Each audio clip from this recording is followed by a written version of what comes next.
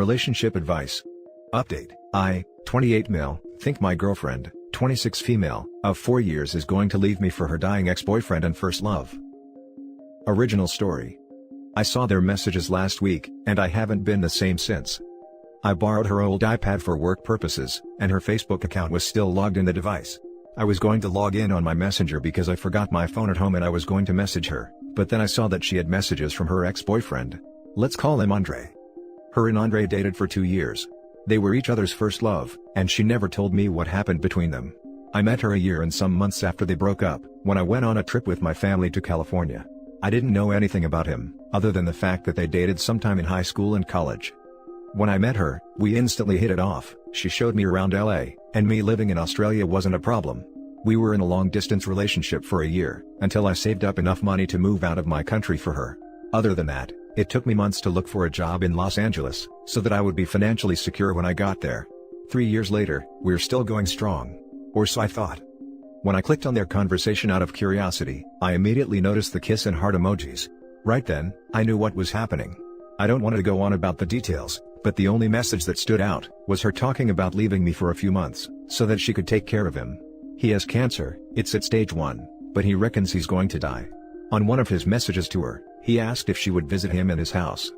And I'm pretty sure she did, because they mentioned how they had a great time together, and that it was good to catch up. Well, it's been a week since I found out. She doesn't know that I know, or that I took her old iPad out of its box, and that I had spent 2 days reading their messages. She has no idea at all.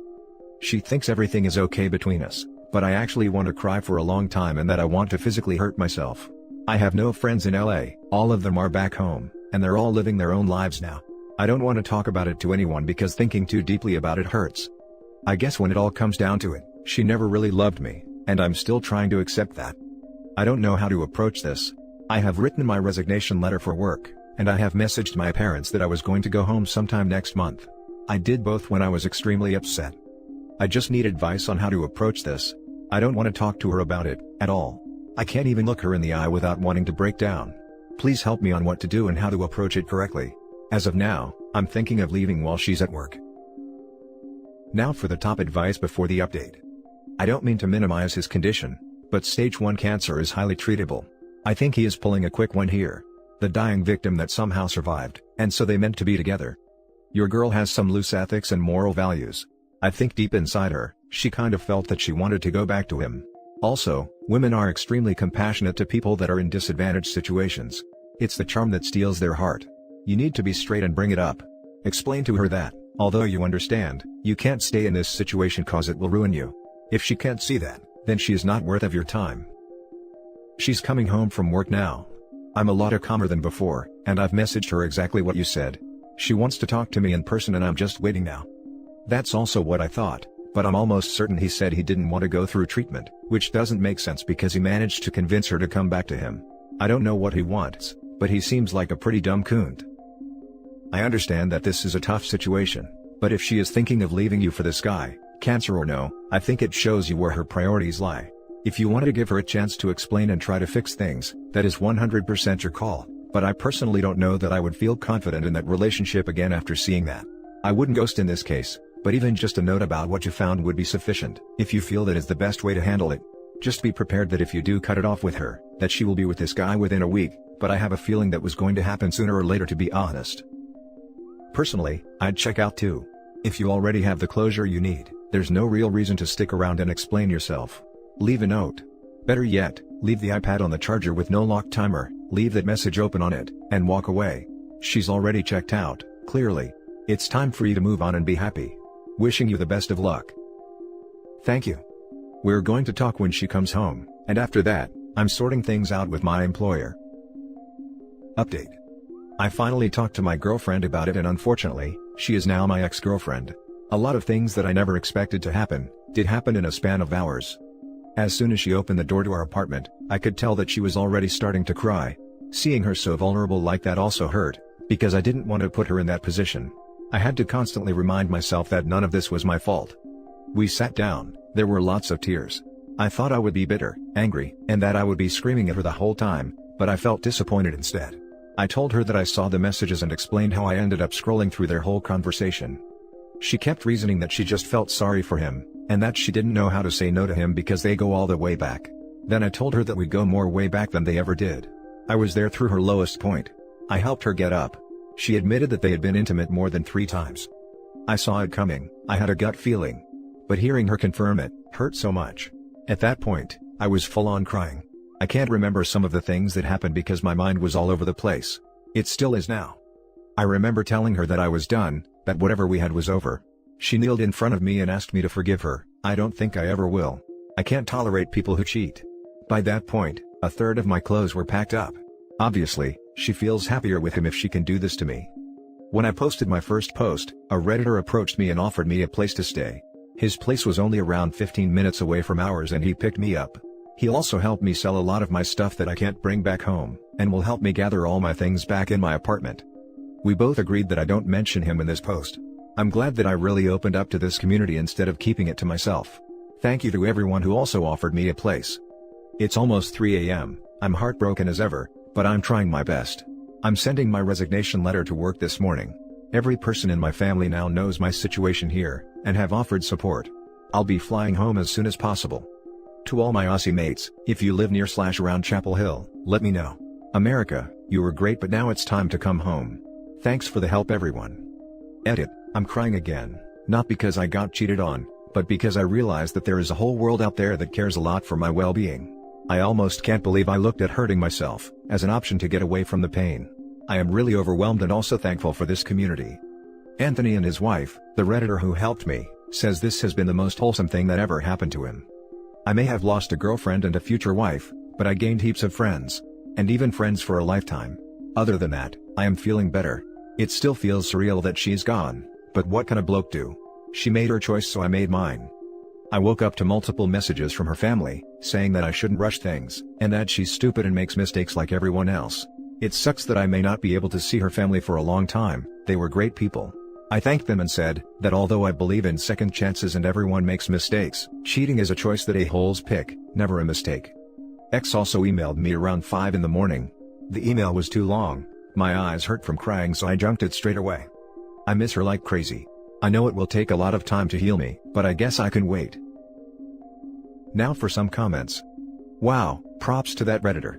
He's a real one and I hope you can heal from everything that's happened. Best of luck. Definitely props to that Redditor. No argument. But I notice everyone is fixated on that and maybe not giving the OP enough props. Seems like a good person. My only concern is the resignation. I guess it depends on what type of job and or how serious of a job it is. But I'd hate to see dude lose his job over a situation that isn't his fault. If it's a good job and career type crap. If it was just a temporary gig, then I get it completely. Can we stop referring to that dude as dying? Stage 1 cancer is extremely survivable. Entirely possible he's using the, "I'll be dead soon" lines to get into her. Seems like it worked. So sorry you moved across the world for someone who let you down so badly. I hope Australia is better for you, and that you meet someone who will truly make you happy and be everything you deserve. Smile. P.S. If the Redditor that helped you out is reading this, then bravo my friend. You are a true asset to society. I hope lots of good things come your way. Now for the next story. Update. My 26 female, fiancé's 28 male, ex-wife, 28 female, has cancer. He's moved in with her and postponed our wedding. Original post. Max and I dated for 2 years and have been engaged for 9 months, with the wedding date set for early January. We have a healthy, honest relationship, and I've never had any reason to doubt him. He and Caroline were high school sweethearts who married very young. They were both 22, right out of college. They divorced after 2 years. Max told me that they got married too quickly, and didn't realize how different their relationship would be in the real world, that is, when they were both working full-time jobs and struggling to pay the rent. They split up on good terms, but didn't keep in touch. He remained in her home city, while she pursued a modeling career and began traveling extensively. 3 months ago, Caroline contacted Max over Facebook out of the blue, saying she was in town and wanted to meet for coffee. He agreed. Over coffee, she told him that she had recently been diagnosed with stage 4 breast cancer. Her odds of survival were low, but she was determined to fight it through surgery and chemo. She said that all she wanted was for Max to be by her side throughout her treatment. Caroline's parents died shortly after she married Max. She has no siblings, and the rest of her family lives overseas. She described Max as the closest thing to family she has left. I absolutely sympathize with Caroline. The next day, Max had her over to her apartment and she was completely lovely, clearly trying very hard to be optimistic, even in the face of her life potentially ending before she turns 30. I feel terrible for her and for the situation that she's in, and I fully supported Max being there for her. Her first surgery was later that month. Max flew across the country, we live on the East Coast, she's on the West, and checked into a hotel a few minutes from her apartment. He's a writer, so working from his laptop is no issue. We spoke on the phone or on Skype almost every day, for the 2 weeks he was over there. Caroline had her surgery at the beginning of June. Unfortunately, it was not entirely successful. Her doctors moved to the next method, chemo. Max came home after her surgery to tell me this. He explained that Caroline's treatment plan was set to begin in July and end in late January. It would be an incredibly difficult time period for her, and she wanted him with her at all times. We can't afford to pay for a hotel until January, so he moved into her apartment, sleeping on her sofa. He's been there for the past month and we continue to Skype, though only a couple times a week now. When we spoke yesterday, Max gently told me that based on Caroline's condition, he wouldn't feel right leaving her so close to the end of her treatment. He'd like for us to postpone the wedding until February, at the very least, so that he can stay with her until her treatment is over. I'm so conflicted. I feel awful for resenting Caroline at all. She has cancer. She's suffering immensely. But the resentment is still there.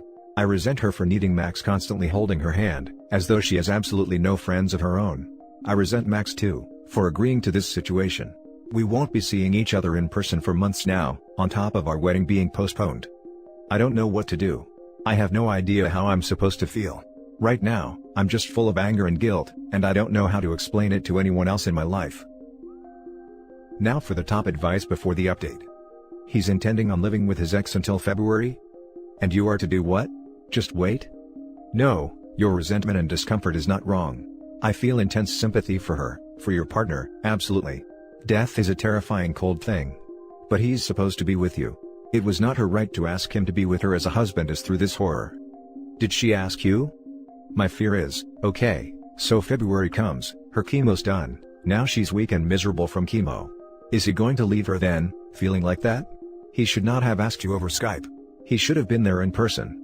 When is the next time you are supposed to see him? We're not in a bad place financially, but we just couldn't afford a plane ticket every month. We've been trying to save up to buy a house after the wedding, not to mention the cost of the wedding itself. So, to answer your question, end of January or early February. That's when I'll be seeing him in person, according to his plan. I feel horribly crass saying this, but I can't imagine them living together, as former lovers, near the possible end of her life, and them not sleeping together at some point. Admittedly, she'll be in an awful physical state, but it's such an emotionally charged situation, that it's highly likely. It might be a good idea to schedule a couple sessions with an experienced relationship and grief counselor, because it's an unusual problem, and if handled inappropriately it could end your relationship. I'd be lying if I said I hadn't thought that. But I hated myself for even considering it. Max has never given me a reason to doubt him, and Caroline's intentions seemed innocent. But I have no idea what stage she's in now. The only time I met her was back when she visited our apartment. He basically just told you that given the choice, he'd rather be with his ex, till death do them part. He chose his ex. I don't care if she's dying. He should be with you, not her.